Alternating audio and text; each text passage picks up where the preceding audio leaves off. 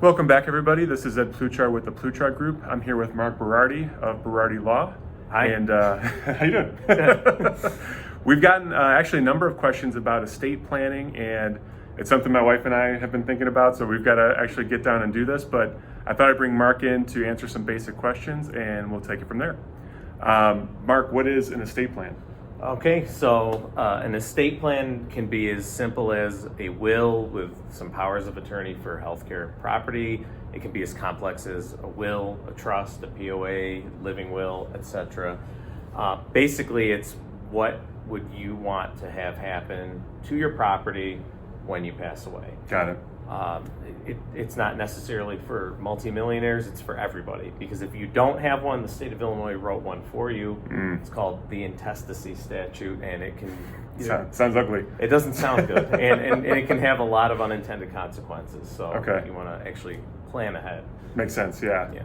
Now, so just to kind of derail a little bit, I've heard about that. A house goes into probate and then it's just like, it's a mess. You can't get it back for months and months. Well, I mean, a good example, yes, correct. That's definitely, the time and the money are definitely two major considerations. But another big problem is if you don't have a will, so I'm married, I have two kids, they're both little, they're under 18. So if I were to pass away without any estate plan at all, you would think, oh, well, Mark, it's just going to go all to your wife, right? Yeah. It might not. And I've had it happen where a client purchased a home in his name only. He was married, but it was some issue with credit. Okay. And so the wife couldn't go on. And don't worry, after the closing, we'll just deed her on. Sounds great. Well, he dropped dead of a heart attack on the couch like a week later. Oh, wow. And what ended up happening is legally, he didn't have a will. So half of the house went to the wife and half went to the two minor children. Wow. Which Jeez. is a problem because she needed to refinance, and now the kids are half owners. Wow. So the law of unintended consequences, you want to make sure you plan ahead, and it's really simple to do. Yeah. So that was one of my next questions. Who is it for? It sounds like it's for anyone who owns property. Really anybody at all if you have anything. Life insurance, 401ks, IRAs will have like a beneficiary designation on them, but for your other assets, you should have they're relatively inexpensive for the most part. Sure. Depending on like the complexity, but there's no harm in having it, and then once you do have it, you've planned. Okay. So okay. yeah. Is it painful? No, yeah. No. Yeah. I mean the dying part maybe. Fair enough. Yeah. but the setting it up is setting it up is it's relatively simple. I like to make it as easy as possible. We use plain language. It doesn't have to get super complicated. It's really just a matter of thinking about, who would you trust to manage your affairs when you're gone? And who do you want to have your stuff? Yeah. Pretty basic.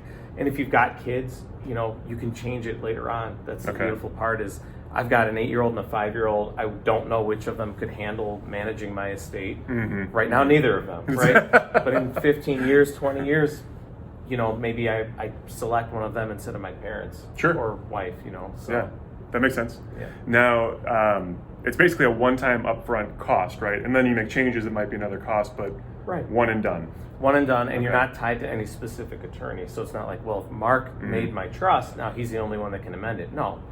Any attorney, quite frankly, you could do it yourself, and then it gets really complicated. There's special rules of that. But any attorney can handle it. And if the way that I write mine, if you leave the state of Illinois and you move to another state, automatically that state's rules or laws apply to that document. So it's not like, oh, Mark, we're moving to Florida, we need to redo it. You don't. Okay. You don't.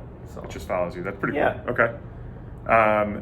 Any other words of advice, or like if someone's trying to get paperwork together, that kind of thing, do they need to have a lot going into the meeting with you? No, I mean, basically we want to have an idea of the amount of your gross estate. One of the reasons is, because you do have to consider estate tax a little bit. If you're in Illinois, it's a $4 million exclusion. So you would include your death benefits from your life insurance, all your IRAs, 401ks, pension death benefits, your house, your cars, everything. And if that exceeds $4 million, there's some discussion that needs to be had, but it's easily worked around. Now, if you have over 8 million, it's a little bit different because Illinois could start taxing you. Oh, so wow. there's some Even in things the we can planning do. stage, they could tax you. Oh no, somebody has to die. Downtime. first. Oh, okay. But now's Okay. the time to plan for it, right? Got it. Okay. Okay. But yeah, I mean, it's a consideration because at some point, federal government's going to change their exclusions. Right now, it's like super high, but it could drop again, and at that point, we're going to need to do something. And You adjust them as you go. right, Okay. exactly. Okay. So as long as somebody's alive, there's things we can do. Got it. Okay. Gone, there's nothing we can do. You're going to pay tax. So. All right. Awesome. Well, if somebody's interested in this service, they just reach out to you. That's Yeah. the simplest way. Okay. Yeah, well, we give everybody the option for the first appointment, whether phone, on Zoom, or in person. A lot of times it helps to just have that first meeting, or at least like a phone call, just to kind of flesh it out and see where Marcy, you you're paying attention to the steps here? Okay. But that's the thing is like it's hard to schedule, especially Right. with people that are everyone's working or busy or you have kids. Yeah. So it's sometimes easier to just have like, hey, Marcy could be driving, you could be somewhere else. Let's have a 3-way call. Everyone's driving. Take 10 minutes. Just get a rough idea of like what your needs are, and then there's a form to help you fill out. And ideally, we can do it. We could have one meeting, have everything signed, reviewed, and you're going to walk out with the originals in a nice binder, and it'll all make sense. Okay. That's the thing I really work on is trying to make it make sense for people. Yeah. Because they don't want a bunch of legalese. They just want to know when I die, what happens. Yeah. That's it. Makes So, sense.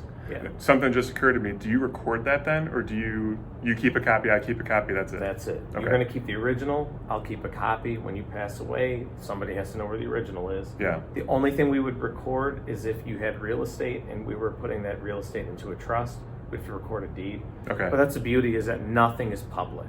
Got That's it. the idea. Yeah, We yeah. try to avoid that because it's your private business. Absolutely. But nothing would ever even come out until you die anyway. So. Okay. Awesome. Well, thank you very much, Mark. Appreciate it. It's been informative for me just now, and I know a lot of people are benefit from this. So thank you. No problem. My pleasure. Thank All right. you. Take care.